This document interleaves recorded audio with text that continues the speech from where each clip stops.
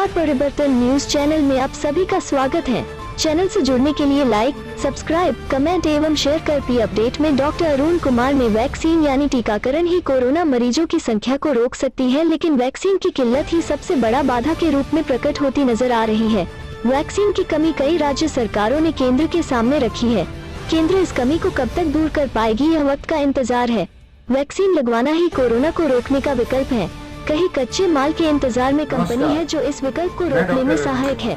इसी जानकारी को विस्तार से बताया है। ऐसे कैसे लड़ेंगे कोरोना से, वैक्सीनेशन की सुस्त रफ्तार, कैसे मिलेगी सबको वैक्सीन।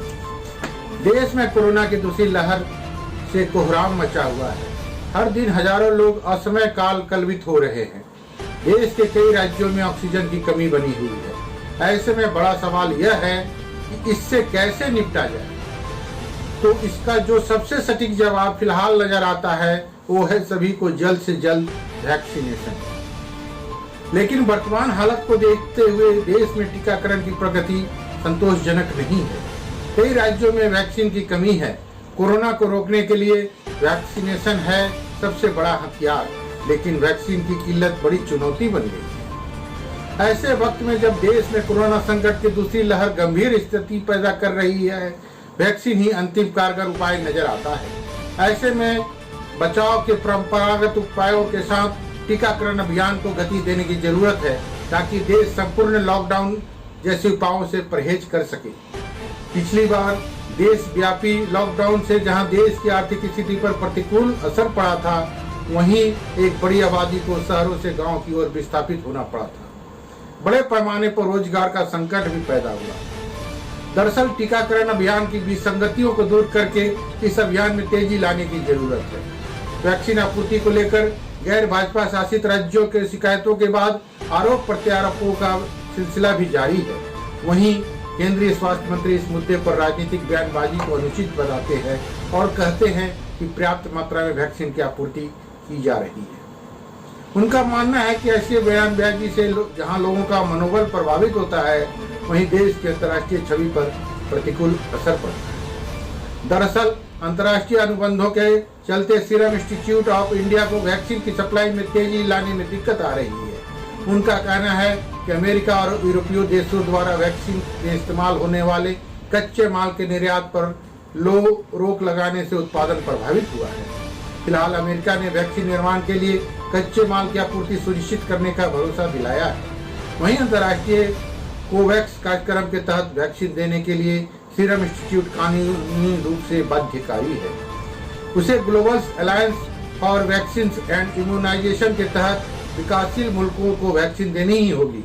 वहीं मांग की जा रही है कि देश में कोरोना संक्रमितों को आंकड़ों में तेजी के बाद वैक्सीन डिप्लोमेसी बंद की जानी चाहिए और प्रत्येक घरेलू जरूरतों को पूरा किया जाना चाहिए। वैसे पिछले माह केंद्रीय स्वास्थ्य मंत्री आश्वासन दे चुके हैं कि भारतीयों की कीमत पर वैक्सीन का निर्यात नहीं किया जाएगा। वैक्सीनेशन की धीमी रफ्तार। केंद्र सरकार के अनुसार कोरोना महामारी से बचाव के लिए अब तक भारत में 17 करोड़ से ज्यादा टीके दिए जा चुके हैं। दुनिया में किसी भी देश के ने 17 करोड़ की इतनी तेजी से वैक्सीन नहीं दिया है, लेकिन देश की बड़ी संख्या को देखते हुए नाकाफी है।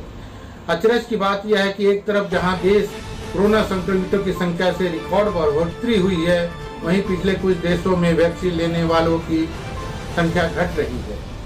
कोरोना के हालात पर SBI को रिसर्च रिपोर्ट आती है कि मौजूदा रफ्तार से दिसंबर 2021 तक केवल 15% आबादी को दोनों डोज वैक्सीन लगाई जा सकेगी। दूसरी तरफ 21 करोड़ आबादी के दोनों डोज वैक्सीन लेकर अमेरिका 25% का आंकड़ा पार कर चुका है। तो लगभग 4 करोड़ लोगों को वैक्सीनेशन कर इंग्लैंड 15% तक पास पहुंच चुका है। भारत में वैक्सीन की इस सुस्त रफ्तार के पीछे कई वजहें बताई जा रही है। आम जनता की वैक्सीन को लेकर उहापोह और बेवजह डर की स्थिति भी एक कारण रही है। लेकिन अभी वैक्सीन की पर्याप्त आपूर्ति नहीं होने को भी एक बड़ा अहम कारण माना जा रहा है। कारण जो भी हो, दुनिया के तमाम बड़े महामारी विशेषज्ञों का कहना है कि बड़ी संख्या में ढांचागत सुविधाओं लगाने के साथ आक्रामक तरीके से वैक्सीन कार्यक्रम को विस्तार देने से ही मौजूदा संकट से निकला जा सकेगा। अमेरिकी सरकार के प्रमुख मेडिकल एडवाइजर ने कहा है कि भारत बेहद खराब दौर से गुजर रहा है। लेकिन उसे टीकाकरण बढ़ाने की जरूरत है। विश्व स्वास्थ्य संगठन के प्रमुख टेड्रोस अधानोम घेब्रेयेसस ने भी भारत को वैक्सीन पर जोर देने को कहा है। SBI रिपोर्ट का कहना है कि महाराष्ट्र अपने पीक पर पहुंच चुका है और अब वह उतार पर है, जबकि बाकी देश में पीक पहुंचने में 15-20 दिन का वक्त लगेगा और इसका सबसे बड़ा कारण भी टीकाकरण में सुस्ती है।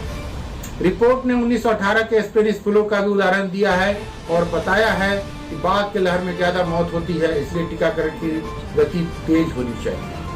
देश में अब 18 साल के ऊपर के सभी लोगों का टीकाकरण शुरू हो चुका है।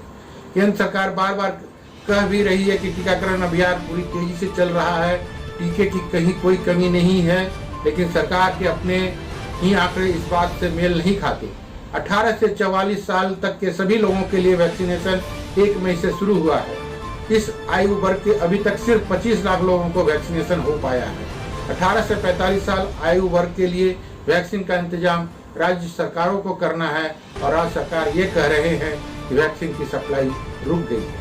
पिछले वैक्सीन की कमी के चलते 10 दिनों में करीब 10,000 वैक्सीनेशन सेंटर घटाए गए हैं। कोरोना की कई वैक्सीन को मिल सकती है मंजूरी।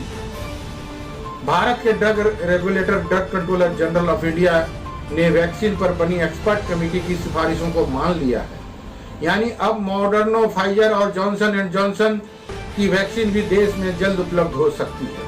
National expert group of vaccine administration for कोविड-19 ने अमेरिका, यूरोप, ब्रिटेन, जापान और विश्व स्वास्थ्य संगठन के मंजूर वैक्सीन को इंपोर्ट करने का सुझाव दिया था। पिछले दिनों भारत के ड्रग रेगुलेटर ने रूसी वैक्सीन स्पुतनिक V को भी मंजूरी दे दी है।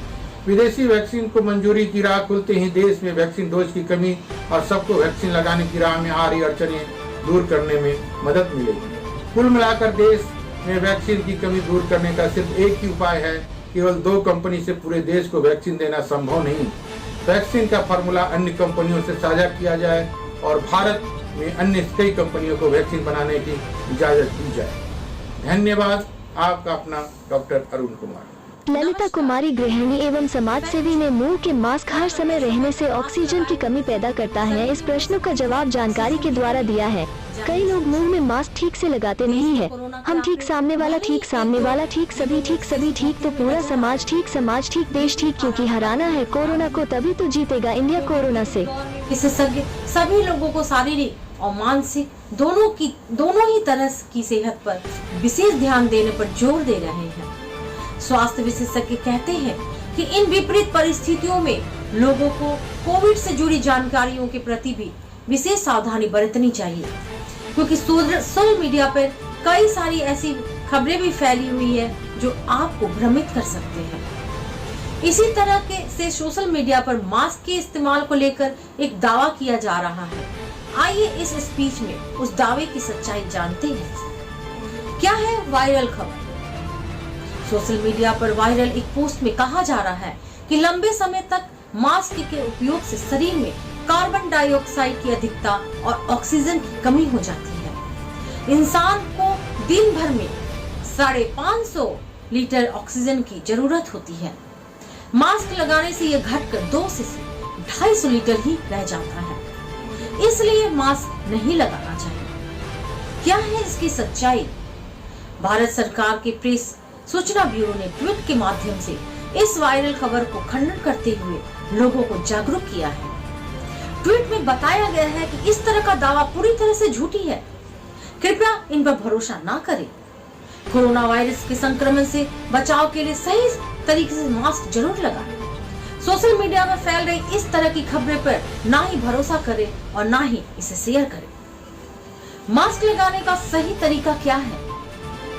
दिल्ली एम्स में डिपार्टमेंट और हेमेटोलॉजी के डॉक्टर जयस्तु सेनापति कहते हैं कि यदि वर्तमान स्थिति में लोग मास्क लगाने का सही तरीका सीख ले तो हम बहुत जल्द इस संक्रमण पर काबू पा सकते हैं। आपने भी लोगों को मास्क नाक से नीचे पहनते देखा होगा। अगर मास्क से आपकी नाक और मुंह अच्छी तरह से ढका नहीं है तो इससे आपको कोई लाभ नहीं है। ध्यान रखें, मास्क अच्छी तरह से कसा हुआ हो और इससे नाक और मुंह कवर रहे।